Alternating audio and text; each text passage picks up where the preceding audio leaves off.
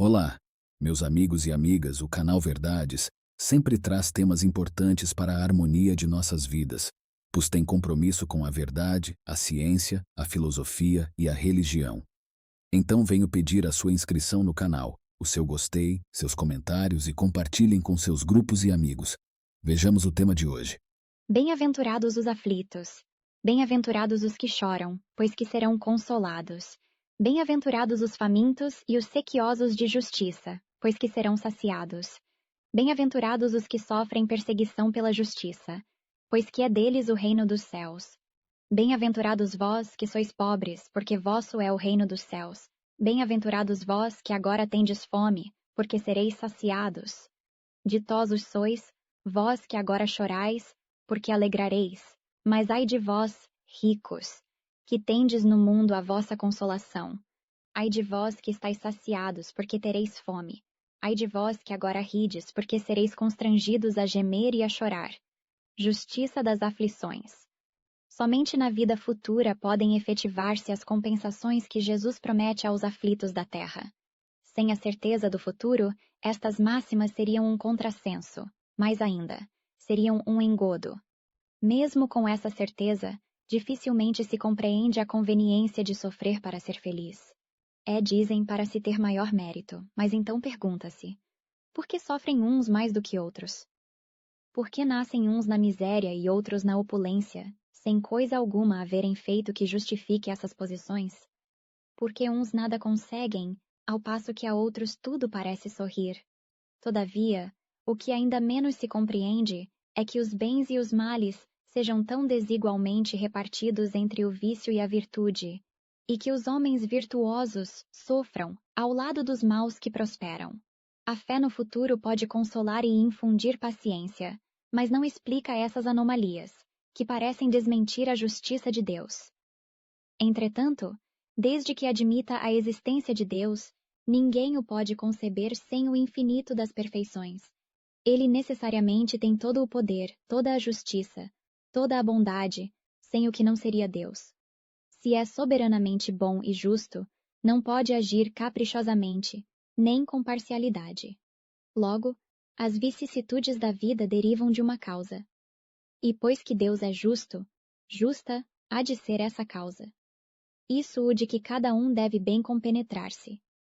Por meio dos ensinos de Jesus, Deus pôs os homens na direção dessa causa e hoje, julgando-os suficientemente maduros para compreendê-la, lhes revela completamente a aludida causa por meio do Espiritismo, isto é, pela palavra dos Espíritos. Causas atuais das aflições. De duas espécies são as vicissitudes da vida, ou se o promanam de duas fontes bem diferentes que importa distinguir. Umas têm sua causa na vida presente, outras fora desta vida. Remontando-se à origem dos males terrestres, reconhecer-se-á que muitos são consequência natural do caráter e do proceder dos que os suportam. Quantos homens caem por sua própria culpa? Quantos são vítimas de sua imprevidência, de seu orgulho e de sua ambição? Quantos se arruinam por falta de ordem, de perseverança, pelo mau proceder, ou por não terem sabido limitar seus desejos? Quantas uniões desgraçadas, porque resultaram de um cálculo de interesse ou de vaidade, e nas quais o coração não tomou parte alguma? Quantas dissensões e funestas disputas se teriam evitado com um pouco de moderação e menos suscetibilidade? Quantas doenças e enfermidades decorrem da intemperança e dos excessos de todo gênero? Tendências. Por fraqueza ou indiferença, deixaram que neles se desenvolvessem os germens do orgulho, do egoísmo e da tola vaidade, que produzem a secura do coração. Depois, mais tarde, quando colhem o que semearam, admiram-se e se afligem da falta de deferência com que são tratados e da ingratidão deles. Interroguem friamente suas consciências todos os que são feridos no coração pelas vicissitudes e decepções da vida. Remontem passo a passo a origem dos males que os torturam e verifiquem se as mais das vezes não poderão dizer: se eu houvesse feito ou deixado de fazer tal coisa, não estaria em semelhante condição. Quantos pais são infelizes com seus filhos? Quem então há de o homem responsabilizar por todas essas aflições, senão a si mesmo? O homem, pois, em grande número de casos, é o causador de seus próprios infortúnios, mas, em vez de reconhecê-lo, acha mais simples, menos humilhante para a sua vaidade acusar a sorte, a providência, a má fortuna, a má estrela, ao passo que a má estrela é apenas a sua incúria. Os males dessa natureza fornecem, indubitavelmente, um notável contingente ao cômputo das vicissitudes da vida. O homem as evitará quando trabalhar por se melhorar moralmente, tanto quanto intelectualmente. A lei humana atinge certas faltas e as pune. Pode, então, o condenado reconhecer que sofre a consequência do que fez. Mas a lei não atinge, nem pode atingir todas as faltas. Incide especialmente sobre as que trazem prejuízo à sociedade, e não sobre as que só prejudicam os que as cometem. Deus, porém, quer que todas as suas criaturas progridam e, portanto, não deixa impune qualquer desvio do caminho reto. Não há falta alguma, por mais leve que seja, nenhuma infração da sua lei, que não acarrete forçosas e inevitáveis consequências, mais ou menos deploráveis. Daí se segue que nas pequenas coisas como nas grandes, o homem é sempre punido por aquilo em que pecou. Os sofrimentos que decorrem do pecado são-lhe uma advertência de que procedeu mal.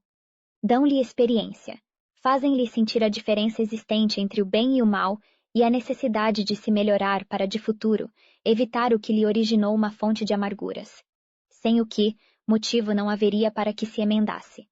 Confiante na impunidade, retardaria seu avanço e, consequentemente, a sua felicidade futura.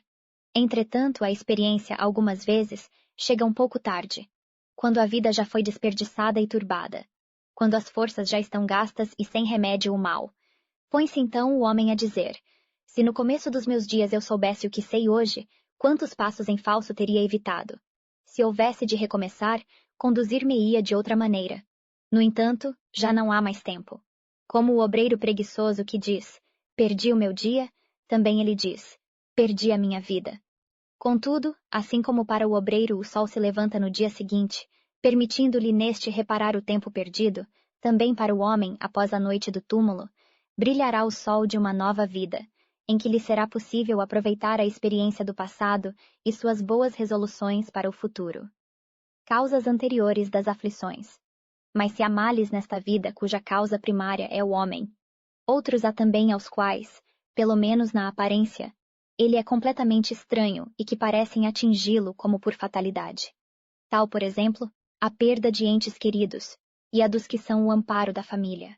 Tais ainda os acidentes que nenhuma previsão poderia impedir, os reveses da fortuna, que frustram todas as precauções aconselhadas pela prudência, os flagelos naturais, as enfermidades de nascença, sobretudo as que tiram a tantos infelizes os meios de ganhar a vida pelo trabalho, as deformidades, a idiotia, o cretinismo, etc.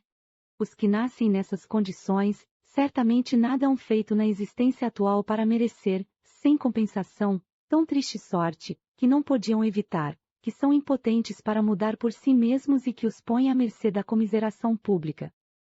Porque, pois, seres tão desgraçados, enquanto, ao lado deles, sob o mesmo teto, na mesma família, outros são favorecidos de todos os modos? Que dizer, enfim, dessas crianças que morrem em tenra idade e da vida só conheceram sofrimentos?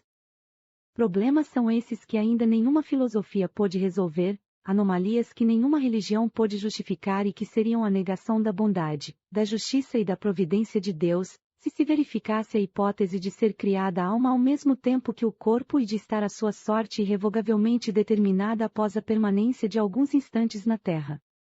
Que fizeram essas almas, que acabam de sair das mãos do Criador, para que se vissem, neste mundo, abraços com tantas misérias e para merecerem no futuro uma recompensa ou uma punição, qualquer, visto que não hão podido praticar nem o bem, nem o mal.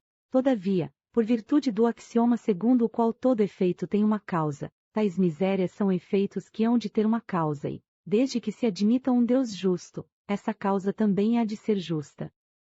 Ora, ao efeito precedendo sempre a causa, se esta não se encontra na vida atual, há de ser anterior a essa vida, isto é, há de estar numa existência precedente. Por outro lado, não podendo Deus punir alguém pelo bem que fez, nem pelo mal que não fez, se somos punidos, é que fizemos o mal, se esse mal não fizemos na presente vida, tê-lo-emos feito noutra. É uma alternativa que ninguém pode fugir e em que a lógica decide de que parte se acha a justiça de Deus. O homem, pois, nem sempre é punido, ou punido completamente, na sua existência atual, mas não escapa nunca às consequências de suas faltas. A prosperidade do mal é apenas momentânea. Se ele não espiar hoje, espiará amanhã, ao passo que aquele que sofre está espiando o seu passado. O infortúnio que, à primeira vista, parece imerecido tem sua razão de ser, e aquele que se encontra em sofrimento pode sempre dizer: perdoa-me, Senhor, porque pequei. Os sofrimentos devidos a causas anteriores à existência presente, como os que se originam de culpas atuais, são muitas vezes a consequência da falta cometida, isto é, o homem, pela ação de uma rigorosa justiça distributiva, sofre o que fez sofrer aos outros. Se foi duro e desumano, poderá ser a seu turno tratado duramente e com desumanidade, se foi orgulhoso. Poderá nascer em humilhante condição, se foi avaro, egoísta, ou se fez mau uso de suas riquezas. Poderá ver-se privado do necessário, se foi mau filho. Poderá sofrer pelo procedimento de seus filhos, etc.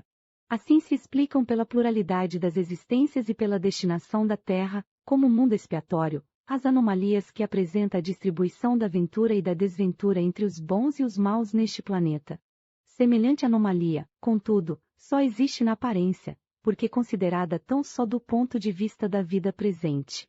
Aquele que se elevar, pelo pensamento, de maneira a apreender toda uma série de existências, verá que a cada um é atribuída a parte que lhe compete, sem prejuízo da que lhe tocará no mundo dos espíritos, e verá que a justiça de Deus nunca se interrompe. Jamais deve o homem olvidar que se acha num mundo inferior, ao qual somente as suas imperfeições o conservam preso. A cada vicissitude, cumpre lembrar-se de que, se pertencesse a um mundo mais adiantado, isso não se daria e que só de si depende não voltar a este, trabalhando por se melhorar. As tribulações podem ser impostas a espíritos endurecidos, ou extremamente ignorantes, para levá-los a fazer uma escolha com conhecimento de causa. Os espíritos penitentes, porém, desejosos de reparar o mal que haja feito e de proceder melhor, esses as escolhem livremente.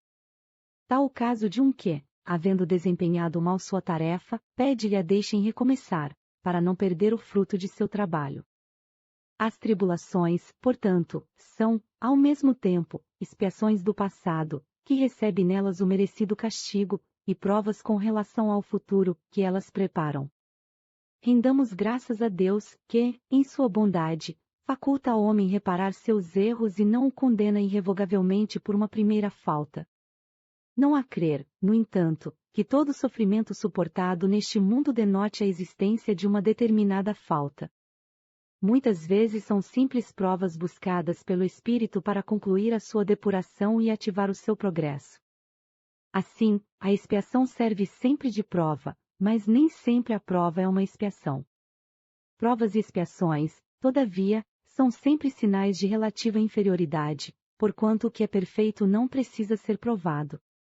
Pode, pois, um espírito haver chegado a certo grau de elevação e, nada obstante, desejoso de adiantar-se mais, solicitar uma missão, uma tarefa a executar, pela qual tanto mais recompensado será, se sair vitorioso, quanto mais rude haja sido a luta.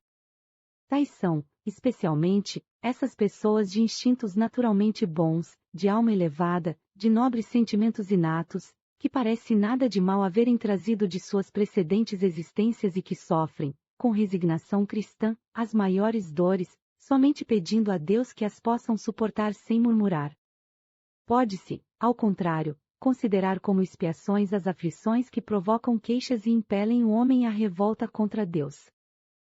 Sem dúvida, o sofrimento que não provoca queixumes pode ser buscado voluntariamente, antes que imposto, e constitui prova de forte resolução, o que é sinal de progresso. Os espíritos não podem aspirar à completa felicidade, até que não se tenham tornado puros, qualquer mácula lhes interdita a entrada nos mundos ditosos. São como os passageiros de um navio onde há doentes, aos quais se veda o acesso à cidade a que aportem, até que se hajam expurgado. Mediante as diversas existências corpóreas é que os espíritos se vão purificando, pouco a pouco, de suas imperfeições. As provações da vida os fazem adiantar-se, quando bem suportadas. Como expiações, elas apagam as faltas e purificam. São o remédio que limpa as chagas e cura o doente. Quanto mais grave é o mal, tanto mais enérgico deve ser o remédio. Aquele, pois, que muito sofre deve reconhecer que muito tinha a expiar e deve alegrar-se à ideia da sua próxima cura. Dele depende, pela resignação, tornar proveitoso o seu sofrimento e não lhe estragar o fruto com as suas impaciências, visto que, do contrário, terá de recomeçar. Esquecimento do passado. Em vão se objeta que o esquecimento constitui obstáculo a que se possa aproveitar da experiência de vida. Sem dúvida, o sofrimento que não provoca queixumes pode ser uma expiação, mas é indício de que foi anteriores. Havendo Deus entendido de lançar um véu sobre o passado, é que há nisso vantagem. Com efeito, a lembrança traria gravíssimos inconvenientes.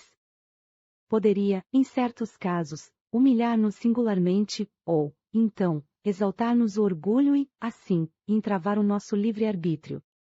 Em todas as circunstâncias, acarretaria inevitável perturbação nas relações sociais. Frequentemente, o espírito renasce no mesmo meio em que já viveu, estabelecendo de novo relações com as mesmas pessoas, a fim de reparar o mal que lhes haja feito. Se reconhecesse nelas as a quem odiara, quiçá o ódio se lhe despertaria outra vez no íntimo. De todo modo, ele se sentiria humilhado em presença daquelas a quem houvesse ofendido. Para nos melhorarmos, outorgou-nos Deus, precisamente, o de que necessitamos e nos basta, a voz da consciência e as tendências instintivas. Priva-nos do que nos seria prejudicial. Ao nascer, traz o homem consigo o que adquiriu, nasce qual se fez, e em cada existência, tem um novo ponto de partida. Pouco lhe importa saber o que foi antes, se vê punido, é que praticou o mal. Suas atuais tendências mas indicam o que lhe resta a corrigir em si próprio e é nisso que deve concentrar-se toda a sua atenção, porquanto, daquilo de que se haja corrigido completamente, nenhum traço mais conservará. As boas resoluções que tomou são a voz da consciência, advertindo-o do que é bem e do que é mal e dando-lhe forças para resistir às tentações. Aliás, o esquecimento ocorre apenas durante a vida corpórea. Volvendo à vida espiritual, readquire o espírito a lembrança do passado, nada mais há, portanto, do que uma interrupção temporária, semelhante à que se dá na vida terrestre durante o sono, a qual não obsta que, no dia seguinte, nos recordemos do que tenhamos feito na véspera e nos dias precedentes. E não é somente após a morte que o espírito recobra a lembrança do passado. Pode dizer-se que jamais a perde, pois que, como a experiência o demonstra, mesmo encarnado, adormecido o corpo, ocasião em que goza de certa liberdade, o espírito tem consciência de seus atos anteriores, sabe por que sofre e que sofre com justiça. A lembrança unicamente se apaga no curso da vida exterior, da vida de relação, mas na falta de uma recordação exata, que lhe poderia ser penosa e prejudicá-lo nas suas relações sociais, forças novas aure-lhe nesses instantes de emancipação da alma, se o sabe aproveitar. Motivos de resignação. Por estas palavras, bem-aventurados os aflitos, pois que serão consolados, Jesus aponta a compensação que hão de ter os que sofrem e a resignação que leva o padecente a bendizer do sofrimento, como prelúdio da cura. Também podem essas palavras ser traduzidas assim: deveis considerar-vos felizes por sofrerdes, visto que as dores deste mundo são o pagamento da dívida que as vossas passadas faltas vos fizeram contrair, suportadas pacientemente na terra, essas dores vos poupam séculos de sofrimentos na vida futura. Deveis, pois, sentir-vos felizes por reduzir Deus a vossa dívida, permitindo que a saldeis agora, o que vos garantirá a tranquilidade no porvir. O homem que sofre assemelha-se a um devedor de avultada soma, a quem o credor diz: se me pagares hoje mesmo a 100ª parte do teu débito, quitar-te-ei do restante e ficarás livre, se o não fizeres, atormentar-te-ei, até que pagues a última parcela. Não se sentiria feliz o devedor por suportar toda espécie de privações para se libertar, pagando apenas a 100ª parte do que deve? Em vez de se queixar do seu credor, não lhe ficará agradecido? Tal o sentido das palavras: bem-aventurados os aflitos, pois que serão consolados. São ditosos porque se quitam e porque, depois de se haverem quitado, estarão livres. Se, porém, o homem, ao quitar-se de um lado, endivida-se de outro, jamais poderá alcançar a sua libertação. Ora, cada nova falta aumenta a dívida, porquanto nenhuma há, qualquer que ela seja, que não acarrete forçosa e inevitavelmente uma punição. Se não for hoje, será amanhã, se não for na vida atual, será noutra. Entre essas faltas, cumpre se coloque na primeira fiada a carência de submissão à vontade de Deus. Logo, se murmurarmos nas aflições, se não as aceitarmos com resignação e como algo que devemos ter merecido, se acusarmos a Deus de ser injusto, nova dívida contraímos, que nos faz perder o fruto que devíamos colher do sofrimento. É por isso que teremos de recomeçar, absolutamente como se, a um credor que nos atormente, pagássemos uma cota e a tomássemos de novo por empréstimo. Ao entrar no mundo dos espíritos, o homem ainda está como o operário que comparece no dia do pagamento. A uns dirá o Senhor, aqui tens a paga dos teus dias de trabalho, a outros, aos venturosos da terra, aos que hajam vivido na ociosidade, que tiverem feito consistir a sua felicidade nas satisfações do amor próprio e nos gozos mundanos, nada vos toca, pois que recebestes na terra o vosso salário. Ide e recomeçai a tarefa. O homem pode suavizar ou aumentar o amargor de suas provas, conforme o modo por que encare a vida terrena. Tanto mais sofre ele, quanto mais longa se lhe afigura a duração do sofrimento. Ora, aquele que a encara pelo prisma da vida espiritual apanha, num golpe de vista, a vida corpórea. Ele a vê como um ponto no infinito, compreende-lhe a curteza e reconhece que esse penoso momento terá presto passado. A certeza de um próximo futuro mais ditoso sustenta e anima e, longe de se queixar, agradece ao céu as dores que o fazem avançar. Contrariamente, para aquele que apenas vê a vida corpórea, interminável lhe parece esta, e a dor o oprime com todo o seu peso. Daquela maneira de considerar a vida, resulta ser diminuída a importância das coisas deste mundo, e sentir-se compelido o homem a moderar seus desejos, a contentar-se com a sua posição, sem invejar a dos outros, a receber atenuada a impressão dos reveses e das decepções que experimente. Daí tira ele uma calma e uma resignação tão úteis à saúde do corpo quanto à da alma, ao passo que, com a inveja, o ciúme e a ambição, voluntariamente se condena à tortura e aumenta as misérias e as angústias da sua curta existência. O suicídio e a loucura. A calma e a resignação auridas da maneira de considerar a vida terrestre e da confiança no futuro dão ao espírito uma serenidade que é o melhor preservativo contra a loucura e o suicídio. Com efeito, é certo que a maioria dos casos de loucura se deve à comoção produzida pelas vicissitudes que o homem não tem a coragem de suportar. Ora, se encarando as coisas deste mundo da maneira porque o Espiritismo faz que ele as considere, o homem recebe com indiferença, mesmo com alegria, os reveses e as decepções que o houveram desesperado noutras circunstâncias, evidente se torna que essa força, que o coloca acima dos acontecimentos, lhe preserva de abalos à razão, os quais, se não fora isso, a conturbariam. O mesmo ocorre com o suicídio. Postos de lado os que se dão em estado de embriaguez e de loucura, aos quais se pode chamar de inconscientes, é incontestável que tem eles sempre por causa um descontentamento, quaisquer que sejam os motivos particulares que se lhe apontem. Ora, aquele que está certo de que só é desventurado por um dia e que melhores serão os dias que hão de vir, enche-se facilmente de paciência.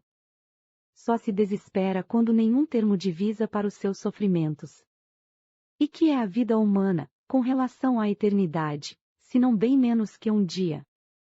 Mas para o que não crê na eternidade e julga que com a vida tudo se acaba, se os infortúnios e as aflições o acabrunham, unicamente na morte vê uma solução para as suas amarguras.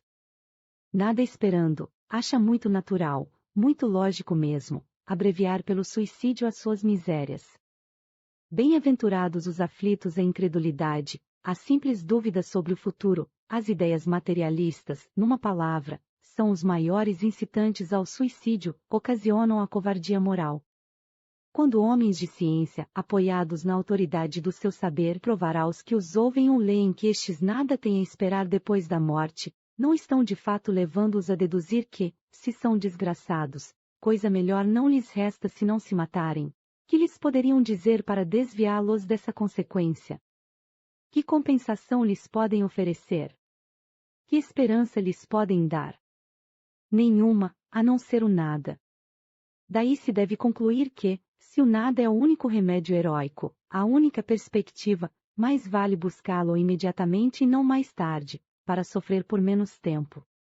A propagação das doutrinas materialistas é, pois, o veneno que inocula a ideia do suicídio na maioria dos que se suicidam, e os que se constituem apóstolos de semelhantes doutrinas assumem tremenda responsabilidade.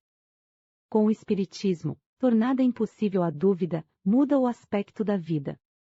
O crente sabe que a existência se prolonga indefinidamente para lá do túmulo, mas em condições muito diversas, de onde a paciência e a resignação que o afastam muito naturalmente de pensar no suicídio, de onde, em suma, a coragem moral. O Espiritismo ainda produz, sob esse aspecto, outro resultado igualmente positivo e talvez mais decisivo.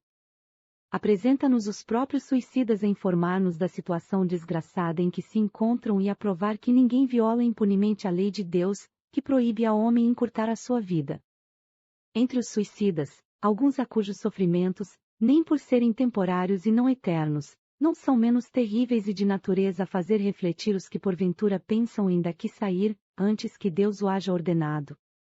O espírita tem, assim, vários motivos a contrapor a ideia do suicídio, a certeza de uma vida futura, em que, sabe-o ele, será tanto mais ditoso, quanto mais inditoso e resignado haja sido na terra, a certeza de que, abreviando seus dias, chega, precisamente, a resultado oposto ao que esperava, que se liberta de um mal, para incorrer num mal pior, mais longo e mais terrível, que se engana, imaginando que, com matar-se, vai mais depressa para o céu, que o suicídio é um obstáculo a que no outro mundo ele se reúna aos que foram objeto de suas afeições e aos quais esperava encontrar, de donde a consequência de que o suicídio, só lhe trazendo decepções, é contrário aos seus próprios interesses. Por isso mesmo, considerável já é o número dos que têm sido, pelo Espiritismo, obstados de suicidar-se, podendo daí concluir-se que, quando todos os homens forem espíritas, deixará de haver suicídios conscientes. Comparando-se, então, os resultados que as doutrinas materialistas produzem com os que decorrem da doutrina espírita, somente do ponto de vista do suicídio, forçoso será reconhecer que, enquanto a lógica das primeiras a ele conduz, a da outra o evita, fato que a experiência confirma. Instruções dos Espíritos. Bem e mal sofrer. Quando Cristo disse, bem-aventurados os aflitos, o reino dos céus lhes pertence, não se referia de modo geral aos que sofrem, visto que sofrem todos os que se encontram na terra, quer ocupem tronos, quer jazam sobre a palha. Mas, poucos sofrem bem e poucos compreendem que somente as provas bem suportadas podem conduzi-los ao reino de Deus. O desânimo é uma falta. Deus vos recusa consolações, desde que vos falte coragem. A prece é um apoio para a alma, contudo, não basta, é preciso tenha por base uma fé viva na bondade de Deus. Ele já muitas vezes vos disse que não coloca fardos pesados em ombros fracos. O fardo é proporcionado às forças, como a recompensa ou será a resignação e a coragem. Mais opulenta será a recompensa, do que penosa a aflição. Cumpre, porém, merecê-la, e é para isso que a vida se apresenta cheia de tribulações. O militar que não é mandado para as linhas de fogo fica descontente, porque o repouso no campo nenhuma ascensão de posto lhe faculta. Sede, pois, como militar e não desejeis um repouso em que o vosso corpo se enervaria e se entorpeceria a vossa alma. Alegrai-vos quando Deus vos enviar para a luta. Não consiste esta, no fogo da batalha, mas nos amargores da vida, em que, às vezes, de mais coragem se há mister do que num combate sangrento, porquanto não é raro que aquele que se mantém firme em presença do inimigo fraqueje nos tenazes de uma pena moral.